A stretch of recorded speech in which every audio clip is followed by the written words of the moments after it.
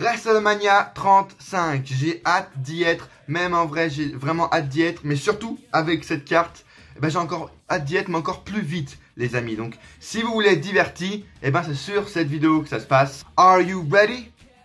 I said, are you ready? Ok les gars, on commence par le pré-show. Normal, le WrestleMania ça commence toujours par le pré-show. Pas beaucoup de trucs de fou dans le pré-show. Il y a la bataille royale déjà en l'honneur d'André le Géant. Bon, ça me paraît assez logique, elle y est chaque année. Voilà, vous mettez un mec comme, je sais pas, Lars Sullivan peut-être, hein, qui gagne la bataille royale, un truc simple pour le faire monter dans le main roster et pour le faire arriver dans le main roster tout simplement. J'ai un autre truc aussi dans le pré-show, c'est les titres par équipe féminins. Féminins? Ouais, les titres par équipe féminins. Je voulais les mettre dans la carte parce que je trouve les titres beaux, simplement.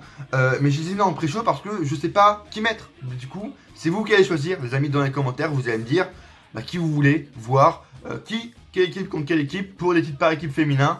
Ce sera dans le pré-show par contre, parce que bon, faut pas déconner, c'est les titres par équipe féminin, on verra ce que ça donne, mais d'abord, on les met dans le pré-show, on calme un peu le jeu, voilà. J'ai aussi entendu dire qu'il y avait des titres par équipe de Raw, ça existe apparemment, je les ai pas mis dans cette carte ces titres parce que je ne connais pas ces titres, je vois pas, titres par équipe de SmackDown je connais, il n'y a pas de souci, de NXT, mais titres par équipe de Raw, je sais pas, enfin, je n'ai jamais entendu parler, donc vraiment dites-moi dans les commentaires si vous en avez entendu parler, mais titres par équipe de Raw, je connais pas. Premier opener déjà c'est du lourd, on commence avec un 6-man ladder match pour le titre des États-Unis. Rusev affronte Andrade Cien Almas, Samoa Joe, Mustafa Ali, Jeff Hardy et Rey Mysterio. Je crois que j'ai tous les participants. Pourquoi un ladder match? Parce que ça me manque vraiment les matchs à l'échelle à WrestleMania de SmackDown, parce que le titre s'est vraiment abandonné depuis des mois, il n'a plus aucune construction.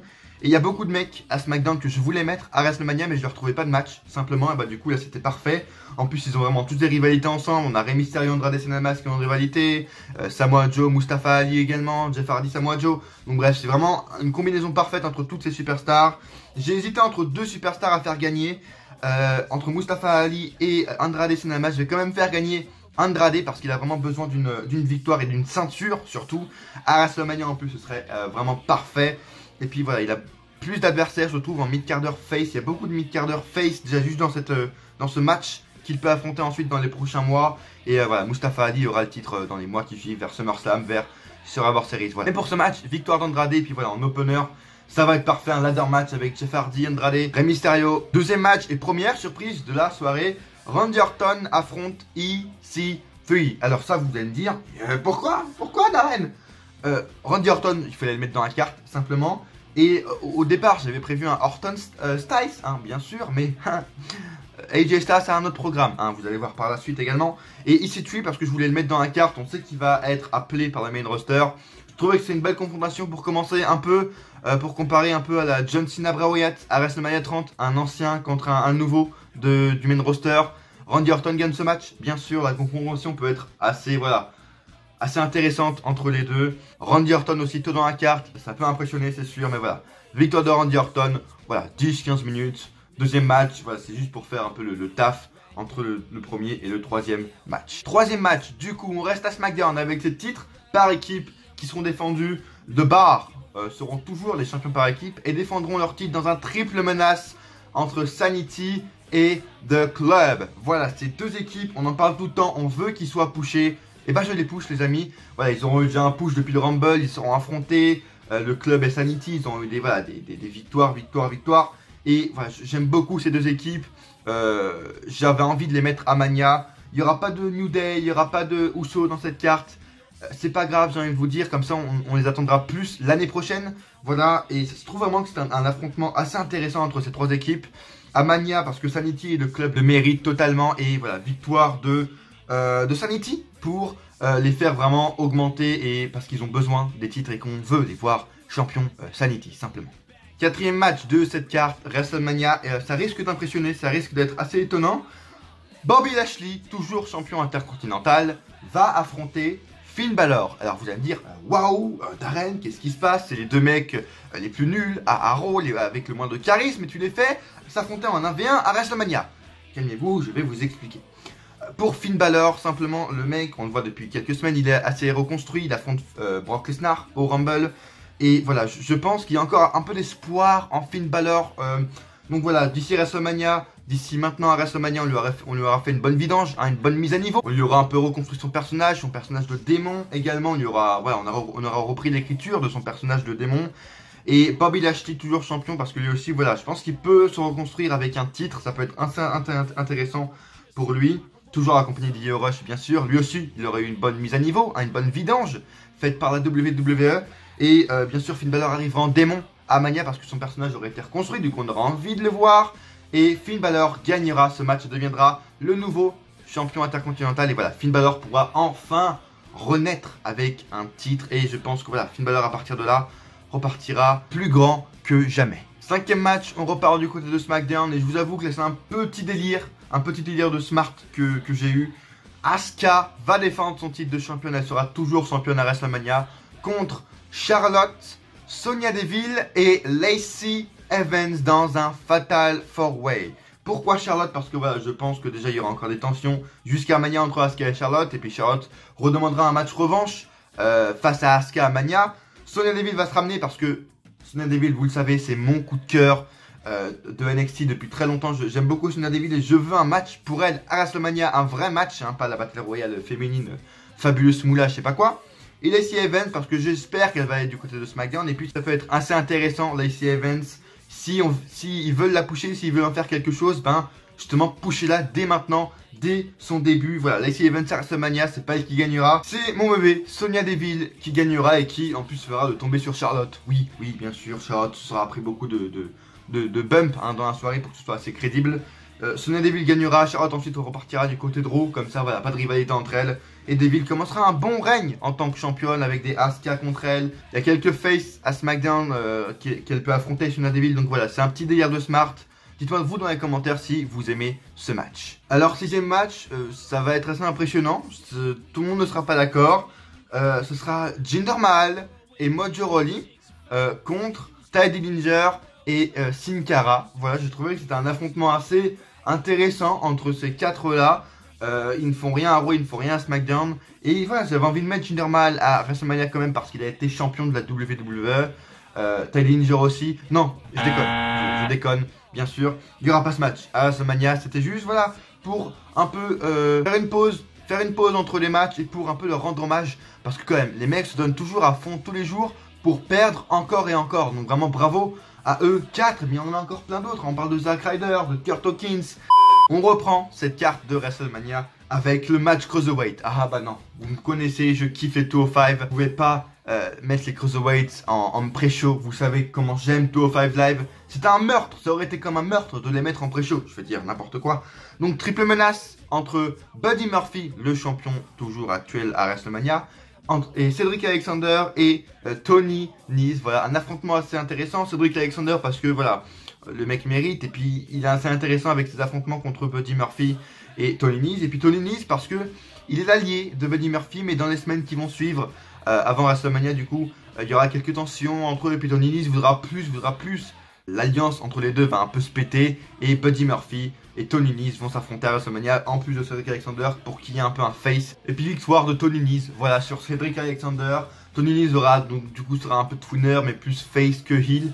Et voilà, on pourra entonner une rivalité avec Tony Nese et Buddy Murphy. On leur donne un bon 15-20 minutes, beaucoup de spots, un bon gros match 205 Live comme ils savent le faire les Cruiserweights. 7ème match et là on commence à rentrer dans le lourd, dans le très lourd de la carte. Drew McIntyre dans un triple menace va affronter John Cena et Braun Strowman. Alors pourquoi ce match? Là vous allez me dire, wow, John Cena qu'est-ce qu'il fait là? Braun Strowman, pourquoi Drew McIntyre pas de titre universel? Expliquons ça. Alors on sait il y a quelques semaines, il y avait un mec qui a pété la cheville de John Cena, hein, et on sait tous que ce mec ça devait être Drew McIntyre. Et du coup juste avant, Drew McIntyre aura eu un gros face-to-face au Rumble avec John Cena. Il l'aura éliminé, puis Drew McIntyre voilà, aura trouvé surcoté John Cena, il le trouve surcoté, du coup il lui a pété la cheville. Cena pas content, il lui a fait oh, je vais t'affronter à WrestleMania, parce que bon, moi je suis énervé. Donc McIntyre, Cena, et Braun Strowman, pourquoi? Parce que tout simplement c'est Drew McIntyre qui a éliminé Braun Strowman vers la fin du match dans le Royal Rumble. Et puis j'avais pas de plan, j'avais vraiment aucun plan pour Braun Strowman dans WrestleMania. Je voulais pas le mettre dans le titre, dans le match pour le titre universel. J'avais déjà un plan pour ce match et je voulais pas changer. Et voilà, ça peut être une confrontation très intéressante entre ces trois superstars. Et puis bien sûr, tu fais gagner Drew McIntyre en faisant tomber sur John Cena. Ça me paraît assez évident parce qu'il faut encore monter Drew McIntyre. Et puis voilà, après ce match, McIntyre partira pour un gros push encore et bien sûr visera le titre universel. Huitième match de la carte. Daniel Bryan, toujours champion de la WWE, je pouvais pas faire autrement. Je voulais Daniel Bryan, champion à WrestleMania, affronte le Miz. Le Miz en tant que twinner qui arrivera à WrestleMania en tant que twinner. C'est pas un match auquel j'avais pensé au départ, mais le problème, c'est vraiment qu'à SmackDown, et beaucoup de gens le disent, il n'y a pas beaucoup de babyface, il n'y a pas beaucoup de face. T'as Jeff Hardy, mais tu sais très bien qu'il va pas avoir un titre WWE, à mon plus gros désespoir. Et puis voilà, il n'y a vraiment pas beaucoup de face. Et comme je vous l'ai dit, Styles était déjà prévu pour un autre programme. Et il n'y avait plus personne, à part Styles, il n'y a aucun gros face à SmackDown. Du coup, bah, il restait que le Miz. Et puis voilà, tout le monde veut voir cet affrontement entre Daniel Bryan Heel et Miz Face. Pour le titre de la WWE, tu fais gagner de Miz après un bon match. Vraiment un match qui peut être vraiment assez intéressant entre les deux, on le sait très bien. Leurs confrontations peuvent être très intéressantes. Et puis voilà, victoire de The Miz parce qu'il mérite. Il mérite tellement. 9e match, alors ça c'est un match que pas tout le monde veut voir, mais moi depuis qu'il y a eu l'affrontement entre les deux, je n'attends que ce match de revanche entre Batista et Triple H. Voilà, ça a été teasé au SmackDown Mid entre les deux, Batista a un peu énervé Triple H. Et puis je veux un dernier match, je ne vois pas où peut être Triple H dans ce WrestleMania, je ne vois pas de match pour lui. Batista, on sait qu'il veut revenir depuis des mois, il annonce, il veut faire un retour dans le catch. Quoi de mieux que de faire affronter Triple H, voilà, deux gros mastodontes, deux gros maîtres du catch, voilà, il y aura une préparation, une grosse rivalité entre eux, des bonnes grosses vidéos promo, voilà, de la bonne grosse production, et Batista qui est encore pas très Triple H, donc Triple H donc ne battra jamais Batista, et voilà, ce match à WrestleMania, c'est WrestleMania, on peut le mettre, c'est WrestleMania 35 en plus, c'est une année ronde, voilà, ça va être mais juste exceptionnel, tu leur donnes 20 minutes parce que c'est Triple H, faut pas déconner.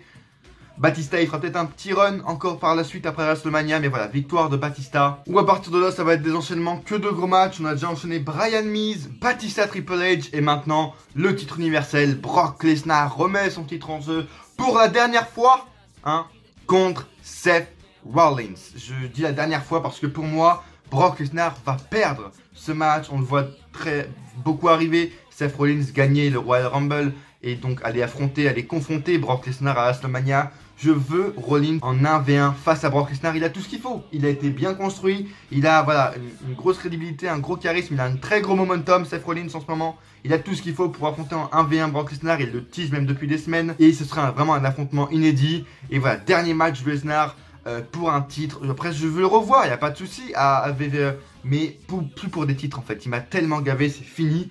Donc voilà, Seth Rollins sera nouveau champion. Il sera enfin couronné le champion universel de la WWE. Match de 10-15 minutes, pourquoi pas 20. Et puis maintenant que Roman Reigns est absent, je vois vraiment Seth Rollins comme le nouveau visage de la WWE. Il peut vraiment porter la WWE à lui tout seul. Il l'a porté en 2018 avec le titre intercontinental, donc pourquoi pas le faire avec le gros titre majeur. Et puis voilà, Rollins maintenant part pour un gros règne, au moins jusqu'à SummerSlam en tant que champion universel, pour un peu enfin redorer ce titre. Et puis là on fait encore une pause parce que c'est WrestleMania, ça fait beaucoup de matchs, voilà, les gens n'ont pas eu le temps d'aller pisser.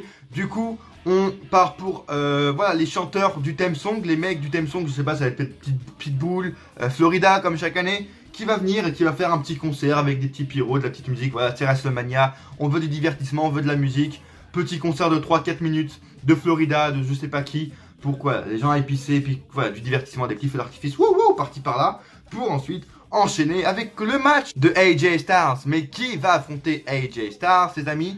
Eh bien, ce n'est nul autre que Kenny Omega. Si vous avez regardé ma vidéo pronostic du Royal Rumble, vous le savez, je vois un très gros programme entre les deux. Je vois Kenny Omega arriver numéro 31 au Royal Rumble, numéro 31.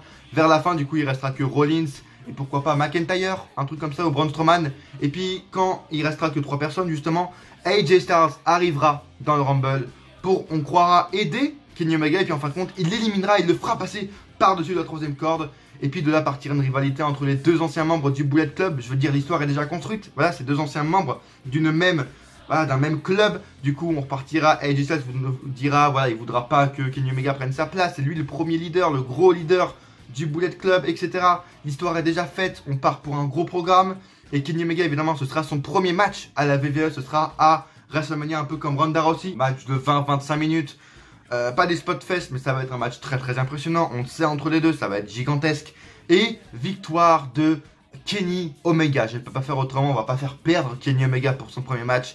Un match évidemment qui va être très crédible et qui va pas décrédibiliser AJ Styles. C'est quand même Kenny Omega en face de lui. Et ça, pour le coup, sans déconner, malgré les rumeurs, c'est un match qu'on peut voir dans le vrai WrestleMania 35 en avril. C'est la vérité. Avant dernier match. Ouh là là, je crois que ça va crier. Je crois que les gens vont me lâcher, vont me lyncher en commentaire.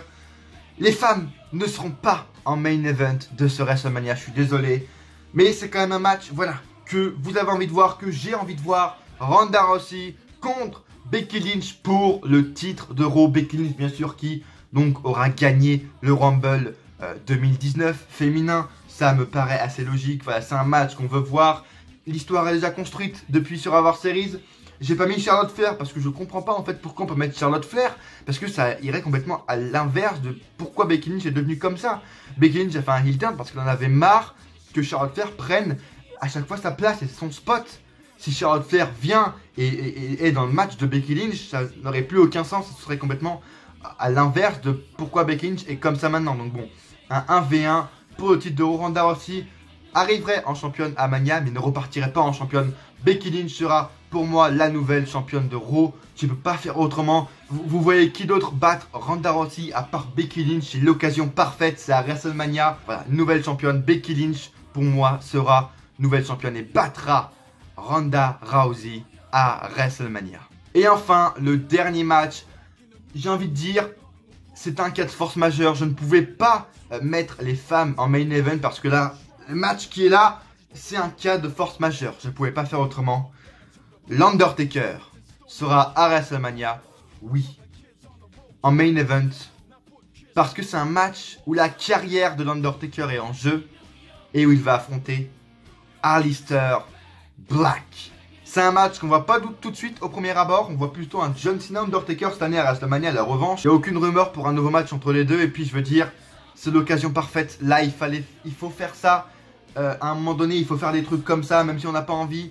Il faut que, voilà, il faut une passation de pouvoir. Il faut faire ce match pour, voilà, faire ce que la WWE aurait dû faire à WrestleMania 31 avec Bray Wyatt, mais qu'ils ont complètement raté. Aleister Black doit devenir le nouveau Undertaker. Il a tout pour être le nouveau Undertaker. Il a tout pour être la nouvelle top star de la WWE. C'est l'occasion parfaite. Aleister Black, dans le main event, battra et mettra fin à la carrière de l'Undertaker. Ça va évidemment être un match très psychologique. On attend que ça comme la rivalité. Bien sûr, Aleister Black fera peut-être ses débuts dans le Rumble, je suppose, je pense. Voilà, pour moi, c'est l'occasion et c'est l'adversaire parfait pour mettre fin à la carrière de l'Undertaker. Et puis voilà, à la fin du match, comme à WrestleMania 33, Taker aura droit à une grosse ovation, des grosses farewell. Mais ses vrais adieux se feront à Monday Night Raw. Le lendemain, un peu comme Ric Flair, il arrivera sur le ring, il posera ses vêtements, pourquoi pas il les brûlera. Tu vois, il les brûlera ou il les jettera par-dessus le ring pour dire vraiment que c'est fini.